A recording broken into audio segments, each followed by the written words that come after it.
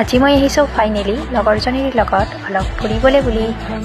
মানে এনেই যিহেতু তাই টাইম নাপায়, ফুৰা মানে আমাৰ ইয়াত ফুৰিবলৈ একদমেই ঠাই নাই। তো আমি ভাবিছোঁ আমাৰ ওচৰতে থকা কিছুমান ঠাইলৈ যাম বুলি। আজি মই আহিছিলোঁ আমাৰ ওচৰতে থকা টিকলু মিনি পাৰ্ক এখনলৈ বুলি, আৰু ইয়াত আহি সঁচাকৈয়ে বহুত বেছি ভাল লাগিছে।